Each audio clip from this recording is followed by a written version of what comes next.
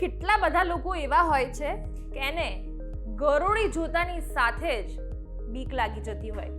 ઘણાને એવું હોય કે બીક ના લાગતી હોય પણ તોય મોઢું તો બગડી જ જતું હોય, અને ત્યારે એવું થાય કે ભાઈ આ ગરોળીને કેવી રીતે ભગાડવી, કારણ કે એની જોડે જવા જીવ પણ ન ચાલતો હોય. તો આજે ગરોળી ભગાડવાની જ તમારી સાથે અક્ષર ટ્રીક શેર કરવાની છું. તો વીટીવી ગુજરાતીના પ્લેટફોર્મ પર તમે ઉંદર ભગાડવાની ટ્રીક જાણી લીધી, લાલ કીડી ભગાડવાની ટ્રીક પણ જાણી લીધી, અને તમે જ કીધું હતું કે હવે ગરોળી ભગાડવાની ટ્રીક શેર કરો. તો બસ આજે આપણે એ જ શેર કરવાનું છે કે જો ગરોળીને ભગાડવી હોય તો કેવી રીતે એને ભગાડશો.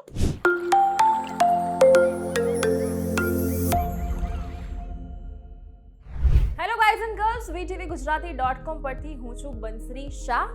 આમ કેવું લાગે કે આપણી આજુબાજુ કે ઘરમાં દિવાલ પર આપણે બેઠા હોય ને અચાનકથી ગરોળી દેખાઈ જાય તો ચિત્રી ચડી જાય નહીં. ઘણા લોકો ગભરાઈ પણ જાય અને એની નજીક પણ ન જઈ શકે. ઘણા લોકોની એવી કમ્પ્લેન હોય છે કે બધું જ ટ્રાય કરી લીધું પણ આ ગરોળીઓ તો જતી જ નથી ને. ખૂણે ખાંચરે, કબડ પાછળ, તમારા કિચનમાં, ગેસની નીચે, ગમે ત્યાંથી ગમે ત્યારે આ ગરોળીઓ બહાર નીકળતી હોય છે. તો શું કરવાનું છે? હવે આપણે આ ગરોળીને ભગાડવાની છે, અને એવી રીતે ભગાડવાની છે કે ફરી પાછી ક્યારેય ના આવે. તો એક સરસ મજાનો અને ઇઝી સ્પ્રે બનાવવાનો છે. સ્પ્રે બનાવવા માટે આપણે શું કરવાનું છે? તો એક ડુંગળી લેવાની છે, 7 થી 8 કડી લસણ લઈ લેવાનું છે, અને એની પેસ્ટ કરી લેવાની છે મિક્સરમાં પેસ્ટ થઈ જાય એટલે ગળણીથી એનો જ્યુસ જે છે, એનો રસ છે, ગાળી લેવાનો છે. હવે આ રસમાં એડ કરવાનું છે ડેટોલ. 2 મોટી ચમચી ભરીને ડેટોલ એડ કરી લેવાનું છે, અને એમાં તજ અને મરીનો ભૂકો, તજ, લવિંગ ને મરીનો ભૂકો એડ કરવાનો છે.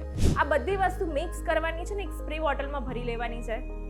બસ આ જ સોલ્યુશન છે જેની ગંધથી ગરોળીઓ ભાગી જવાની છે. તમે દરવાજા પાછળ, પલંગ નીચે, વોર્ડરોબની પાછળ, કિચનમાં, જે જગ્યાએ ગરોળીઓ આવતી હોય ને રહેતી હોય ત્યાં તમે આ સ્પ્રે છાંટશો તો બધી જ ગરોળીઓ છે એ ભાગીને દૂર જતી રહેશે અને હવે પાછી ક્યારેય નહીં આવે.